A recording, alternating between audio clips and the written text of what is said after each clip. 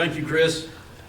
The next item that we have on our agenda is for Southeast Missouri Healthcare to give us a presentation and talk about their tax request. It's going to be on the April 5th ballot. So, We're tag team. okay, I wasn't for sure. I seen three and I'm like, oh.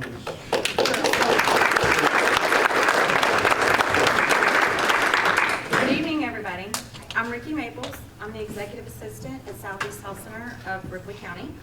I'd like to introduce the CEO, Sherry Barton, and the CNO, Shelley Roberts. What we'd like to do tonight is to go over some of the frequently asked questions about our sales tax, as well as open it up for Q&A, so that if anybody has any questions, they can ask them at this time or after. Some of the things that we have been asked recently is, are you asking for a half a cent or are you asking for 1.5 cents? Actually, in 2010, we went to the legislature and we were approved for a 1 cent sales tax. At that time, the hospital chose to just ask the county for half of that. They didn't want to go and ask for the whole cent. At this time, we're now coming back to ask for that other half a cent. So it will be just 1 cent sales tax that the hospital will be allowed to collect. Another question that is on everyone's mind that weighs heavy is this money going to stay in Ripley County? The answer is yes. The money will stay in Ripley County. It is collected by Ripley County. It is turned over to the Ripley County Memorial Hospital Board. Yes, physically a check may be mailed to Cape, but it goes in Ripley County's bank account. So all of the money that is collected from Ripley County stays right here in our local facility to help us with daily operations. Sherry, what was maybe some of the other frequently asked questions that we had? Would this ensure that the hospital stays open? And we can't predict anything. Bernie Sanders may get in and we'll have socialized medicine from now on. Or one of the Republican candidates get in and totally revamp Obamacare and change healthcare in our nation. 3 to 5 years, we're going to struggle to figure out which direction we're going. What this sales tax will do for us is to stabilize our operations now, allow Southeast to absorb the losses that will still be there, and continue to operate the facility in emergency services and clinics and home health and PT in our community. Another question is, again, what happens if we don't pass this tax? If we can't pass this tax and secure the sales tax for our daily operations, we will close on May 31st of this year. We will close our doors. I've heard a lot of candidates talk about this is home. It's the same for me. I'm a lifelong resident of Ripley County. I was born in that hospital. I was one of Dr. LaRue's babies. Shelley, lifelong resident. We both graduated from Doniphan High School. Sherry comes from Ellington. We just closed Ellington Hospital last Friday. I can't tell you, I can't even stand here and describe what that was like. It was heart-wrenching, and the fear that I have for my community without emergency care, you can't imagine. It's just horrible for that community. So Consider being an hour away from the nearest ALS. So no matter what injury you have, you're looking at an hour to seek any kind of treatment. It's a pretty scary thought. Granted, we're a little luckier. We only have about a 30-minute drive to For part of your Poplar community. Bluff. That's true. You also have to think about the people here that don't have transportation, that don't have a way to get to Poplar Bluff easily. We do have transit services. It might not capture everyone. There'll still be those that slip through the cracks. Shelley, have you heard some other frequently asked questions? There's 100 employees that work in our unit, and we are all people that you guys all know, people that each of you have dealt with or seen or talked to or been friends with, that will all be looking for other jobs and other places to go. And, we're talking about growing our community and adding more things. One of the things they look at is, do you have a hospital? When elderly people, retirees want to move here, we know we're a retirement community. They want to know, where's the closest health care? Grandma breaks a hip. I mean, we are small and local, and everyone we know is someone's family and someone we care about. You're not just a number with us, and if you are, I'm sorry that you ever treated that way. If you let me know, I'll try to make sure it never happens again. But I mean, this will not just impact whether or not you have a hospital, it also impacts your community. I mean, we try to be faces of the community, we try to be out there with everybody. You guys see someone that works at our facility probably almost every day. And, I mean, this is people that you're gonna lose from the school system, lose from, I've got 3 kids, I've gotta have a job. You take the job away, I may have to leave, and I'll take my kids with me and everything else with me. I'm not saying that, I've lived here my whole life, I don't wanna go anywhere. My parents are here. I mean, this is my hometown. I've been here forever, my parents have been here forever, my grandma and grandpa were here forever. I mean, this is home, just like most of the candidates have said, this is home. And we want to still be here. So if there's questions that we can answer, things that we can do, please let us know.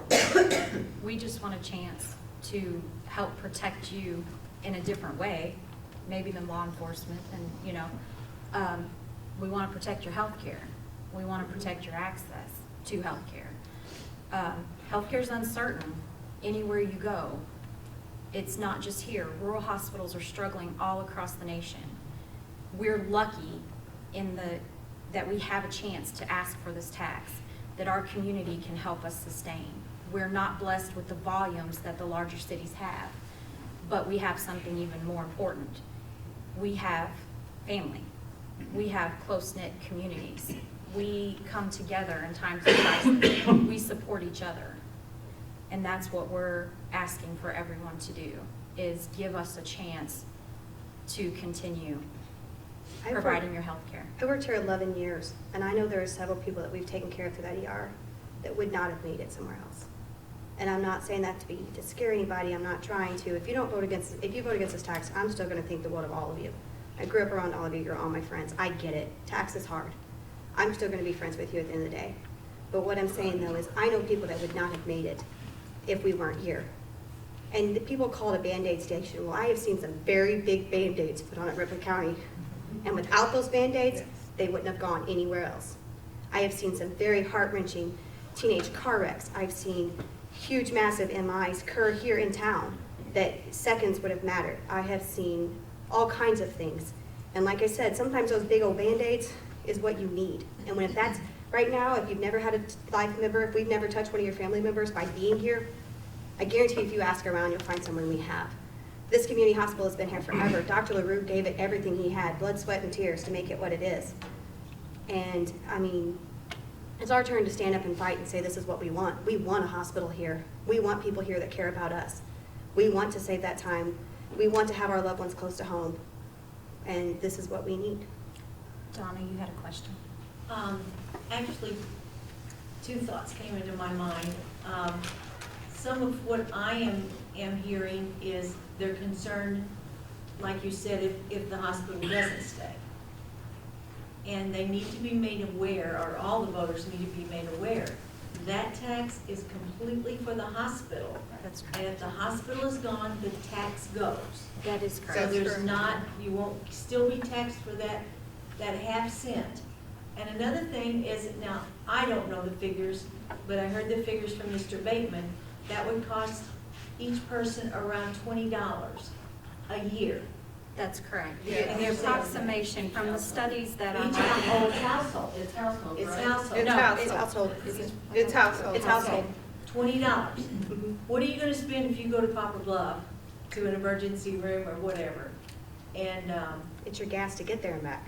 exactly, and then you're gonna spend money after you get there. And you're gonna pay a higher sales tax And I there. guarantee you will not get the concerned help of people that know you and take care of you. I've had family up there, I've been up there, my father-in-law was up there. I would go up here before I would Poplar Bluff or Cape. I know it's a station to stabilize someone and send you on, I know that. But there's a lot of misinformation about that half cent, how much it's gonna cost, and where that money will go. And I know that money has to stay here. You haven't brought out that they lost $650,000 here in Ripley County last year. They That's can't correct. keep losing money. I mean, if you've got 10 Walmarts and all of them's making money but one, what are you gonna do with it? You're gonna close it. And I think Mr. Bateman did a fantastic job coming down and talking to us. He doesn't have to do that. You know, it would be a burr out of his saddle to get rid of $650,000 in debt. That's true, and we've also had people ask us, you know, why did they come in if they knew it was such a bad investment? They should have just not come in. I know why they came in. And I can fill that in for anybody that wants to know, and I've heard also, well, they threatened this before. Well, I was involved with when it was threatened before, and we were within 2 weeks of having our hospital doors closed. And I am a Republican, but Joanne Emerson alone saved this hospital. She had some connections with the board up there. She had connections with the Limbaughs. And she's the one that talked them into saving us. That's and correct. we went to every hospital around. St. Francis was one of them. I don't remember, some of them were in Arkansas. Nobody wanted to touch us because we were $4 million in debt. Yes, they did And not come in. I don't blame them. They did not But come in as a Southeast business. came to our, and it would They have came to closed save had us, she yes. not got Southeast to come in and take us over. That's And I've correct. also heard, why did they bring Southeast in? Well, we were gonna close, there was no doubt about it. We couldn't afford anything else. The sheets you could see through. Yeah, that's Um, actually the reason I was hired in 2010. They brought me in to keep the bank account in the black until they could shut the doors. So I can tell you, with So it wasn't a fake, it wasn't a fake 180% surety, thing to It was say the that real they were deal. gonna close. The other thing is, I know some people have asked, well, why are you losing so much money? Well, that's because we're a rural hospital and we don't have the volumes that they have, so like a big city has. We don't have a 110 patient census. We may have 4 or 5, but those 4 or 5 still need strong nurses and strong doctors and all the things that you have at the big hospital. They still need x-ray machines and CAT scan machines, and they still need that level of care. So, you know, we keep an ER open 24/7. We don't always have patients all through the night. So there's nights that, you know, we may not be productive from 2 to 5, and I almost hope we're not, because someone comes into that time, they're usually in real trouble. But not that we don't want to save them and do what we have to do, but I'm saying, though, it just means someone's having a bad night. So, you know, there is that operating cost. It's hard for rural health centers. If you look across, go online and Google rural hospitals. They're closing left and right across the state. We're becoming one of those, the few last left standing. And you know why we're still here? Because of a strong community and a strong sense of pride. Yes. Mm-hmm. Connie, you have a question? Can you talk a little bit about what will happen with our clinics? Yes. The clinics will close if the hospital closes. Yes. Both, what Doniphan, Family Medicine in Doniphan, which was formerly Samuel Clinic, it will close. The Ripley Rural Health Clinic, LaRue Clinic, will close. Our physical therapy department will close, and our home health department will close. All of Southeast services here are all tied to the hospital in one way or another, be it a provider-based rural health clinic or a sub-department of the hospital like home health and PT. But all of those services will go away. Now, will your medical care in its entirety go away? No. You still have some providers here.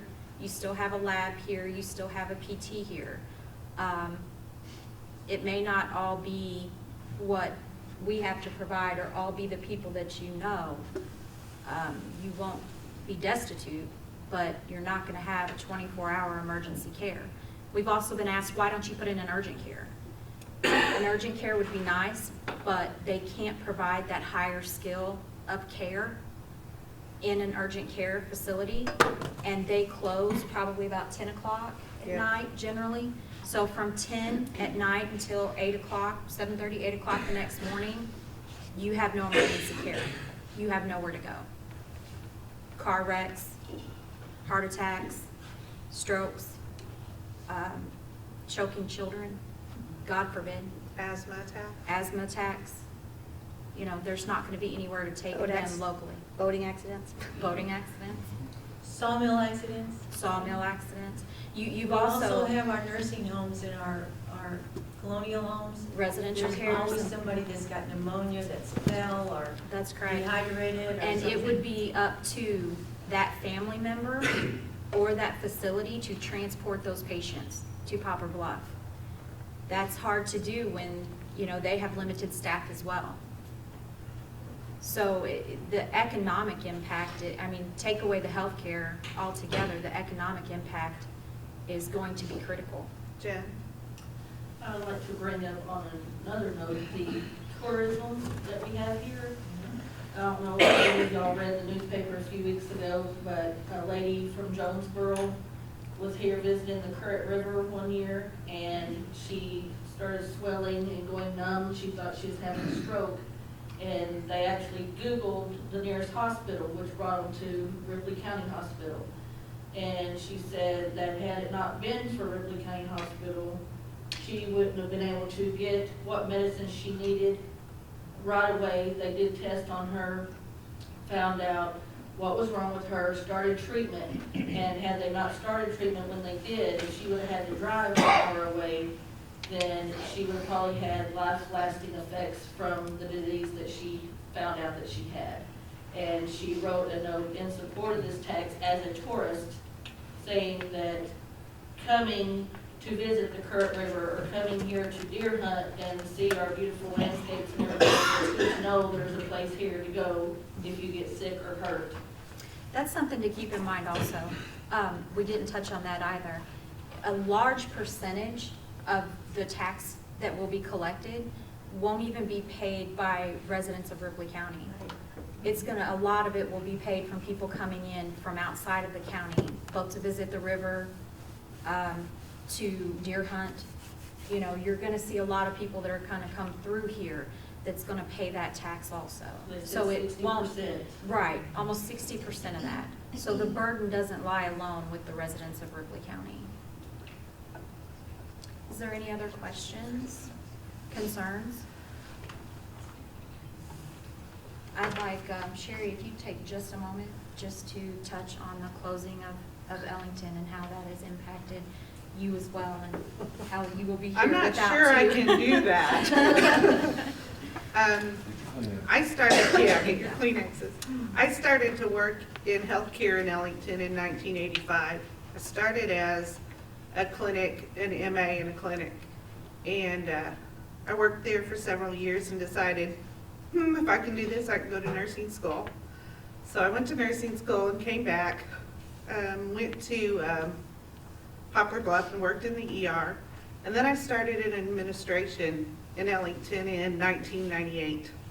I've been there most of the time. I left 5 years and went and was a CEO out west. And came back to the community, wanted just to work as a nurse in the emergency department. You know how that happens when you have experience and background in small places, you just kind of get pushed up in the ranks. Well, I'm back up in the ranks again. But, so Reynolds County was my home. I put my heart and soul into that facility, so it's very difficult. It's like Shelley and Ricky and the nurses here. You just can't imagine what it takes to close down a career. A career, the backbone of the community, and all the lives that you touch. You have people coming in and telling stories about, do you remember when you saved my life? Do you remember when my kid was here and I was so scared? And yes, of course, we all remember those things. But we had a month to close down the hospital. Oh my goodness. You open doors and you see things that you remember from 1998 and you shredding it and you're going, our community is without a hospital. Our lives have totally changed in this community. The economic impact, no industry is going to come in here. The mines are struggling, they're going to be shutting down. The community is going to be gone. We're going to have 1 or 2 families that stay here because they have huge farms and they can survive. But the rest of our kids, our families are going to be moving to where they have health care, where there's opportunities for jobs. We didn't have 100 people working at the hospital in Ellington, but we did have 51 FTEs. Now that's a huge impact on a community that has 6,500 residents. So think about that. Think about the loss, the economic loss, the job loss, the healthcare loss, because it closed our hospital, our clinic in Ellington, and a clinic in Van Buren. So it's just not fun. Vicki, you might touch on something else, because I've heard other people say, well, someone else can come in and take over the hospital. And that isn't, because our hospital is grandfathered in on so many different levels. That's correct. That's a good point, Donna. A lot of people are, oh, somebody will come in and run. That would be wonderful if that was the case. Oh, the county can just pick it back up and take off. That's not the case. The Unfortunately. financial reserves aren't there. No, the county doesn't, the county board, the Ripley County Memorial Hospital Board don't have the financial reserves to pick up operations of the facility. So it would have to close temporarily anyway.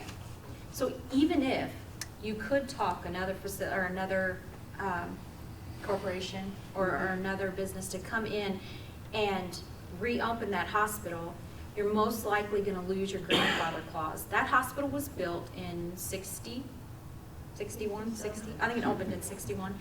The hallway, 60, yeah, and then it opened. The hallway widths in that hospital are not, they don't meet standards. They don't meet regulatory standards.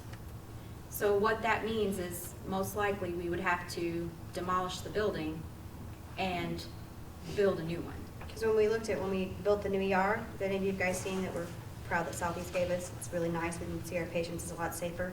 That was one of the things that was brought up, and they actually were gonna try to change the walls, but because of the way they're weight-bearing walls, for those of you who do construction, obviously I'm a girl, that's probably not my thing, so I may be off a little bit, but they're weight-bearing walls, so they could not be moved, because we were actually gonna try to correct that at that time, and it's not something that we could do.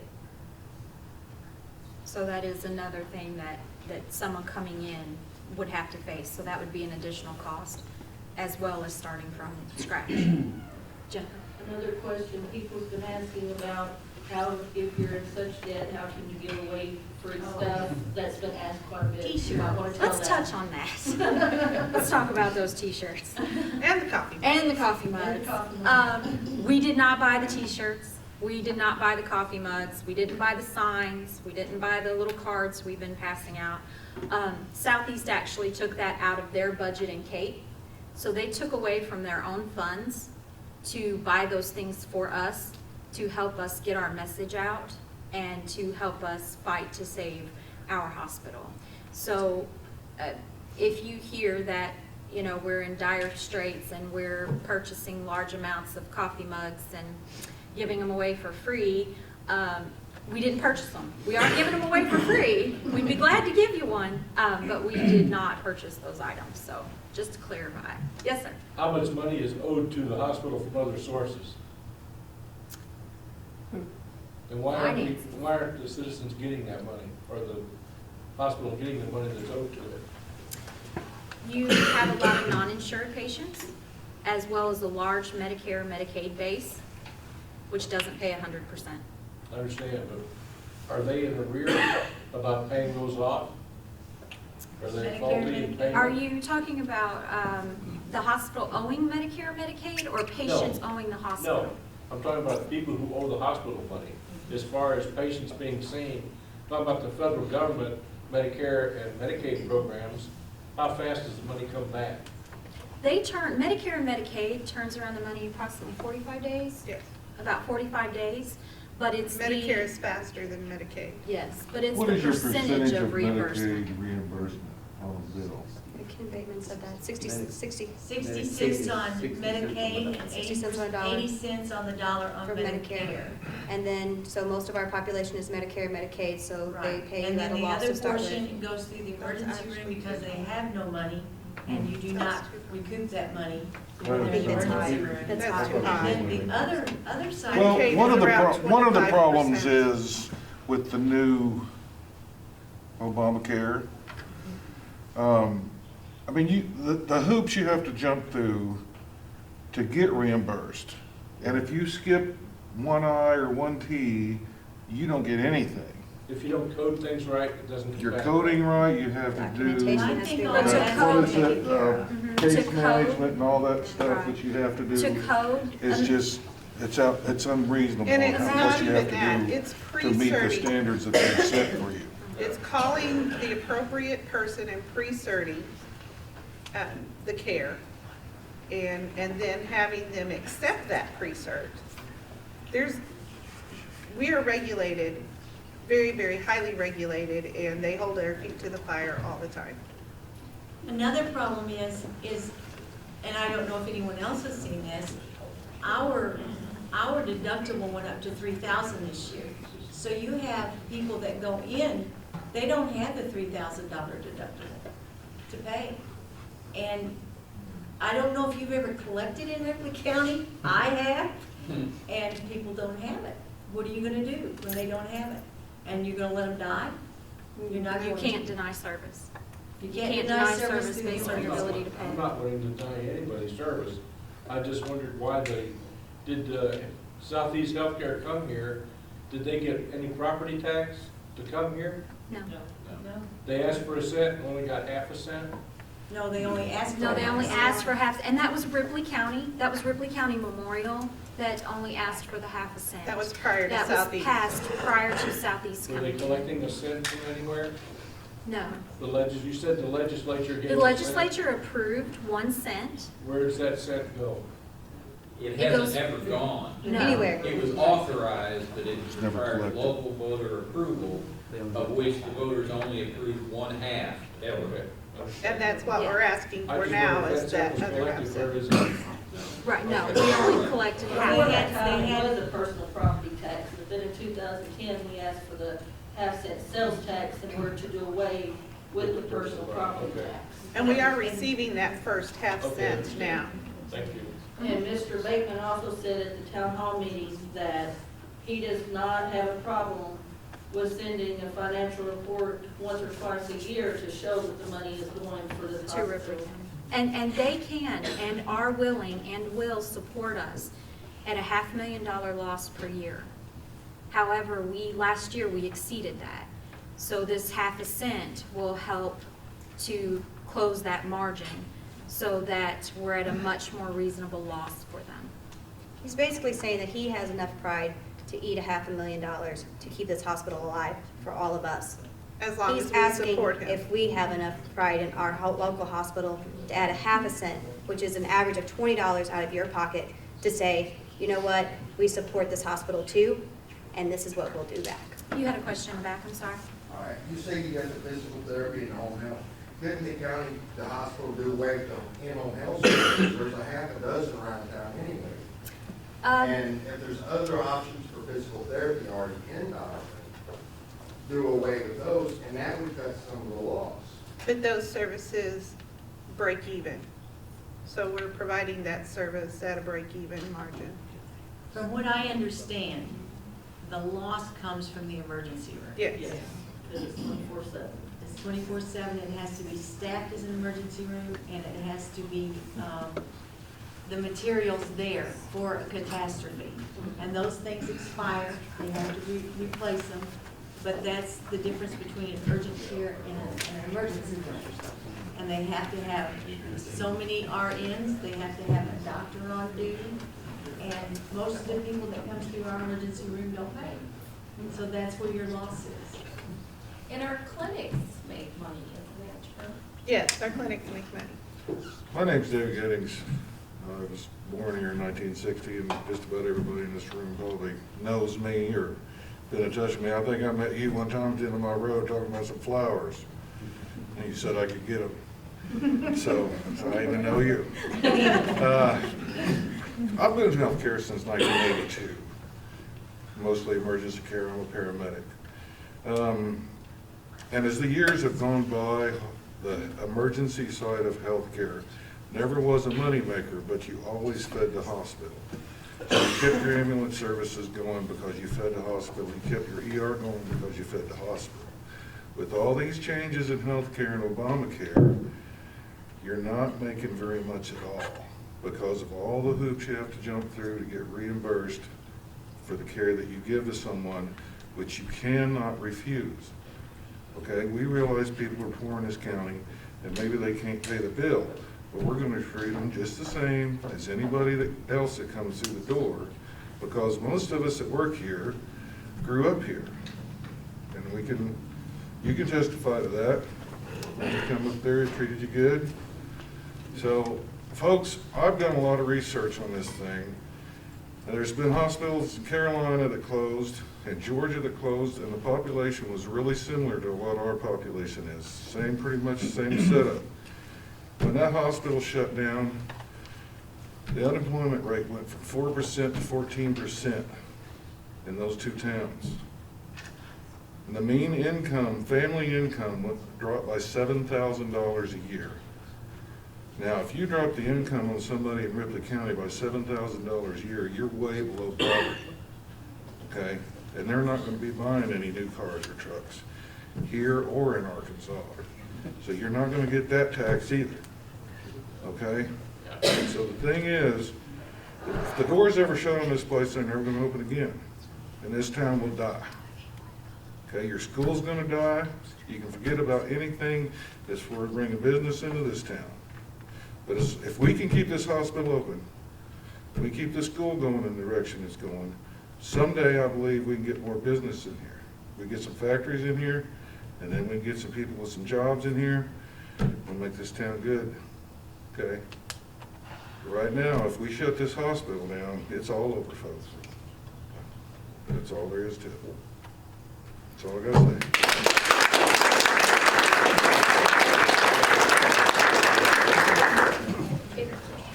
If anybody has any other questions, we'll stay around afterward. I swear I'll shut up in just a second, Russell. The only thing I would like to say is, you mentioned maybe closing some of the services. We're also trying to increase some of the services. We are trying to bring in additional services via telemedicine. That's something that we can offer that is lower cost rather than staffing an actual physician on site. So that's going to help us quite a bit. We are looking at every option that we have to cut cost without cutting care. We are going through processes step at a time to try to make things more efficient. I promise we're not just sitting on our hands and asking for, the county to support us. We are trying to get to that next level, and we're going to continue to fight to do that one day at a time. So we're just asking for that chance. You've already credentialed? Yes, we've already credentialed 2 physicians through telemedicine. One of those was a neurologist, and one was endocrinology. So we're getting there. It's not as fast as we would like either, but we'll continue. We'll just continue. Just give us that chance. And we'll be available for questions. Thank you so much.